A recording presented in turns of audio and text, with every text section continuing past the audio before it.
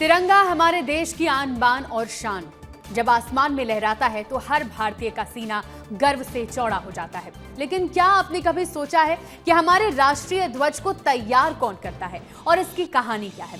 आज हम आपको ग्वालियर लेकर चलेंगे, जहां उत्तर भारत में इकलौती जगह राष्ट्रीय ध्वज तैयार होता है। देखिए हमारी ये खास रिपोर्ट।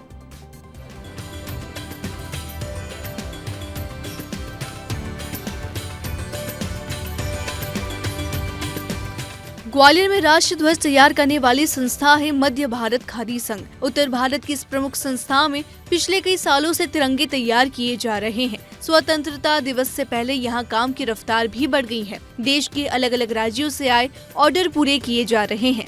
यहाँ तैयार होने वाला तिरंगा देश के 20 राज्यों तक पहुँचता है और सरकारी से लेकर गैर सरकारी इमारतों पर शान से लहराता है। इस तिरंगे की कहानी में महिलाओं की भूमिका भी बेहद खास है। संस्था में करीब 90% महिला कर्मचारी हैं। कपड़े की कटिंग से लेकर सिलाई, तिरंगा तैयार करने और उसकी टेस्टिंग तक का काम महिलाएं करती हैं। यानी देश की आन बान शान को आकार देने में इन महिलाओं के हुनर और मेहनत की भी बड़ी भूमिका है।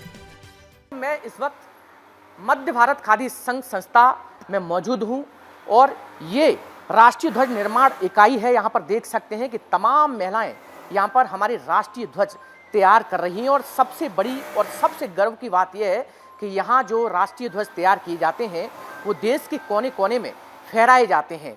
और 15 अगस्त है और यही वजह है कि 15 अगस्त को यहाँ से तकरीबन 5 से 7 हज़ार राष्ट्रीय ध्वज देश के कोने कोने में यहाँ से जा रहे हैं। यहाँ एक लास्ट प्रोसेस रहती है, मतलब राष्ट्रीय ध्वज की यहाँ बन के पूरी तरह से तैयार हो जाता है और उसके बाद यहाँ से टेस्टिंग के लिए जाता है, लैब में जाता है और वहाँ पर 20 से 25 वहाँ टेस्टिंग होती हैं और उसके बाद हमारा राष्ट्रीय ध्वज यहाँ से बाहर निकलता है।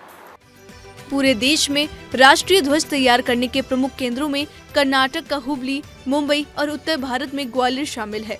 मध्य भारत खादी संघ में अलग अलग आकार के तिरंगे तैयार किए जाते हैं।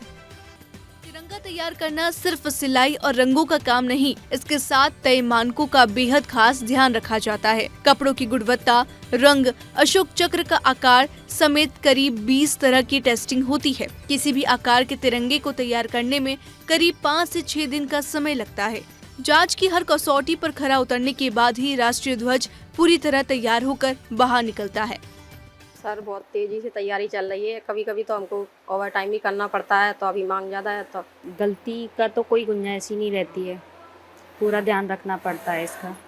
इस बार स्वतंत्रता दिवस के मौके पर देश भर से तिरंगे के ऑर्डर आए हैं। इनमें से करीब 60 लाख रुपए के राष्ट्रीय ध्वज अलग अलग जगहों पर भी भेजे जा चुके हैं।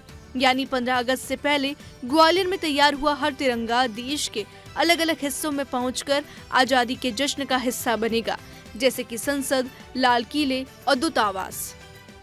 अभी तक हमने करीब 5 से 6 हज़ार फ्लैग तैयार किए हैं और पूरे 18 राज्यों में हमने अपने फ्लैग भेजे हैं।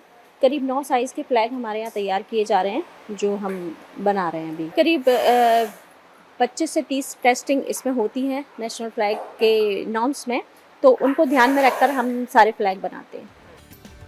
तिरंगा सिर्फ तैयार नहीं होता, उसे सम्मान के साथ गढ़ा जाता है। हर धागे में मेहनत, हर रंग में देशभक्ति और हर सिलाई में हिंदुस्तान की कहानी जुड़ी है। ग्वालियर से निकलने वाला ये तिरंगा जब देश के किसी कोने में लहराता है तो इन हाथों की मेहनत भी आसमान छूती है। विस्तार न्यूज के लिए ग्वालियर से अनिल गौर की रिपोर्ट।